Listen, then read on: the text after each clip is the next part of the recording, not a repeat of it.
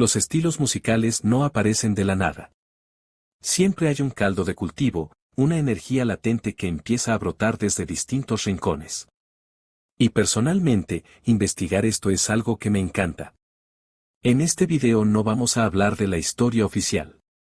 Vamos a descender a los márgenes, recordaremos a los olvidados, a aquellos que estaban adelantados a su época y por eso mismo se quedaron fuera del relato.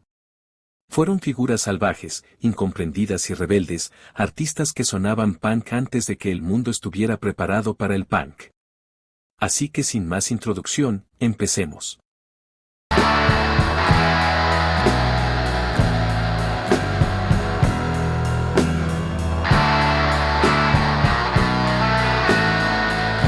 En 1958, el guitarrista Len Cree publicó la pieza instrumental que acabamos de escuchar.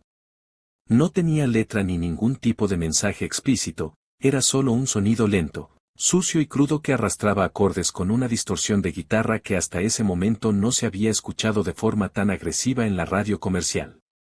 Lo sorprendente de aquí fue la reacción de la prensa. Varias emisoras de radio de Estados Unidos prohibieron la canción argumentando que su sonido, pese a no decir nada con palabras, podía incitar a la violencia juvenil. Fue la primera y única vez que una pieza instrumental era censurada por su carga simbólica. Link Bray, veterano de la Segunda Guerra Mundial de origen indígena cherokee, había creado esa distorsión de forma artesanal. En ese entonces, los amplificadores no tenían regulación de distorsión, ya que no era su objetivo. Y para sonar así de salvaje, lo que hizo fue perforar los conos de su amplificador, consiguiendo ese tono rasgado, amenazante y profundamente físico. Su título, Rumble, hacía referencia a las peleas entre bandas callejeras. En la jerga juvenil de los años 50, en un contexto musical dominado por las baladas limpias, aquella pieza sucia y cruda se convirtió en una anomalía que ya venía anticipando una parte del rock and roll. El punk no tendría nombre hasta 20 años después, pero su esencia ya estaba ahí. Y al igual que Len Cree, en la historia de la música, han habido muchas otras figuras que han decidido ir a contracorriente, desafiando las convenciones establecidas. Músicos outsiders con un talento excepcional, con una personalidad que sobresalía, ya fuera provocando desde el escenario, llevando un estilo de vida autodestructivo o simplemente negándose a encajar en las reglas de su tiempo. Algunos fueron censurados, otros ignorados y muchos otros murieron antes de que el mundo pueda reconocer su impacto. Porque la irreverencia musical no es un invento moderno. De hecho, empezó mucho antes de que existiera la electricidad.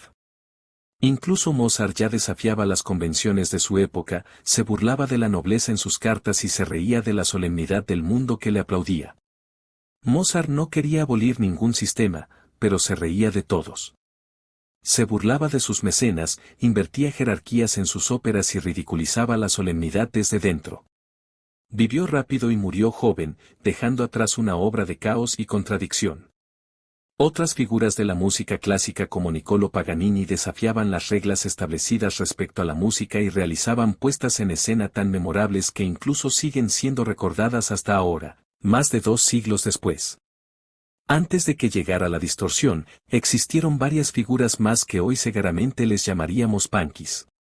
En el siglo XIX, el pianista francés Erik Satie ridiculizó el virtuosismo académico y escribía partituras con instrucciones absurdas.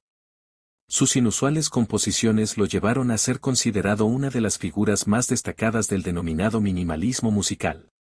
Hank Williams, ya en la segunda mitad del siglo XIX cantaba con una crudeza brutal. Vivía al margen de todo y se autodestruyó con más coherencia que muchos punks que vinieron después. Screaming Jay Hawkins, en los años 40 y 50 cantaba como si estuviera poseído por algún espíritu maligno. Aparecía en ataúdes, usaba calaveras, fuego y elementos que escandalizaron a la audiencia y a la crítica por igual. Buddy Guthrie, con su famosa guitarra en la que escribió la frase "Esta máquina mata fascistas", fue perseguido y censurado por la industria musical. Baneado al ser acusado de comunista, tocó en huelgas y escribió cientos de canciones contra el sistema, un punk en toda regla sin amplificadores. Queda claro que había actitud punk antes del punk, pero ¿existía su sonido rápido y seco? La respuesta es un rotundo sí, Y no solo existía, sino que muchas de estas bandas fueron silenciadas por ello. En 1965, una banda surgida en Lima, capital de Perú, lanzó una canción que, escuchada fuera de contexto, podría pasar por una rareza punk de finales de los años 70. Se hacían llamar Los Saicos y su canción más conocida es Demolición, un tema salvaje que pedía a gritos la destrucción de una estación de tren. Lo más fascinante es que no sabían que estaban haciendo algo único en esa época, simplemente hacían lo que sentían. Grabaron pocos temas, estuvieron activos tan solo un par de años y aún así lograron capturar la esencia del punk antes de que tuviese nombre. En la mitad de los años 60, no era nada común encontrar una banda con un sonido crudo, veloz y distorsionado que trate temas como la muerte y la destrucción como Los Saicos. No obstante, durante décadas Los Saicos fueron olvidados y su legado fue prácticamente desconocido tanto en Perú como en el resto del mundo. Hasta que en los 2000 fueron redescubiertos por coleccionistas y sellos como Electroarmix y Monster Records, que comenzaron a situarlos como una pieza clave dentro de la arqueología del protopunk. Y aunque en Perú era un caso aislado, en distintas partes del mundo se estaban haciendo cosas parecidas. En la misma época que Los Saicos lanzaron Demolición, surgieron otros temas referentes tempranos del punk, como Sorpenberg de The Trash, Louis Lewis de The Kingsman o Psycho de The Sonics. Canciones que van un paso más allá del rock and roll. Y así nació el fenómeno que hoy conocemos como garage rock. No era un género formal ni tenía una estética unificada, pero sí que compartía una actitud clara. Jóvenes de barrio, sin formación musical, grabando canciones profundamente enérgicas, directas y crudas. La mayoría eran adolescentes que imitaban a los Rolling Stones o a los Kinks, pero en su mayoría sin formación ni acceso a buenos estudios ni equipos profesionales, lo cual les daba un sonido low-fi y cargado de distorsión. La inocencia melódica de los Beatles fue reemplazada por la rabia, la alienación y el caos. Y entonces llegaron The Monks. The Monks era una banda formada en Alemania durante los años 60. Su propuesta era muy rara. Se raparon la coronilla como monjes medievales y tomaron una postura completamente antipsicodélica en plena era del movimiento hippie. Mientras otros cantaban al amor, la paz y la expansión espiritual, The Monks gritaban sobre la guerra, la estupidez humana y el sinsentido moderno. En 1966 publicaron Black Mountain, su único disco, y lo que salió de ahí fue una mezcla de garage rock, distorsión obsesiva y letras que rozaban el dadaísmo político. Canciones como Complication, I Hate You o Drunken Maria no tenían una estructura convencional, eran repetitivas, agresivas, agitadas y secas. Y es por eso que para muchos expertos es considerado el primer disco en sonar realmente punk. La industria no supo qué hacer con ellos y el público tampoco, por lo que como pasó con la mayoría de estas bandas, fueron ignorados, rechazados y olvidados por la historia. Una de las pocas personas que no quería que estas bandas cayeran en el olvido fue Lanny Kay, que acabaría siendo guitarrista de Patti Smith, de quien hablaremos más adelante. Él se encargó de recopilar algunas canciones de muchas bandas que compartían ese sonido salvaje en el seminal recopilatorio Nuggets editado en 1972. Algunos de los grupos incluidos en este recopilatorio fueron The Electric Prunes, The Chocolates Watch Band o The Sonics, todos ellos considerados como una influencia importantísima para el punk. Pero esta energía sucia y marginal se volvió más física, política e incontrolable en una ciudad en decadencia. Si hubiera que señalar un lugar donde el rock dejó de ser amable de verdad, ese lugar sin duda sería Detroit. A finales de los años 60, esta ciudad industrial azotada por la crisis, el racismo, las huelgas y la brutalidad policial se convirtió en un hervidero social y esa tensión acabó explotando también en la música. Mientras en otras ciudades de Estados Unidos, el rock se había vuelto psicodélico y espiritual con el movimiento hippie dominando el panorama cultural, en Detroit el sonido se volvía físico, crudo y violento. Una de las primeras bandas en plasmarlo fue MC5. Su disco debut Kick Out the Jumps empieza con un grito que es épico. Su mezcla de rock, política racial y agresión sonora rompía con todo lo establecido. Estaban alineados con los White Panthers, un grupo activista de extrema izquierda que exigía el fin del racismo, la legalización de las drogas, el antimilitarismo y la abolición del capitalismo.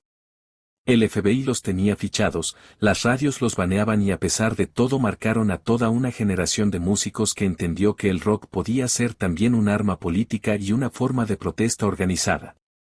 Si MC5 representaba la rabia organizada, The Stooges eran lo contrario, una especie de grito vacío, primitivo y sin ideología.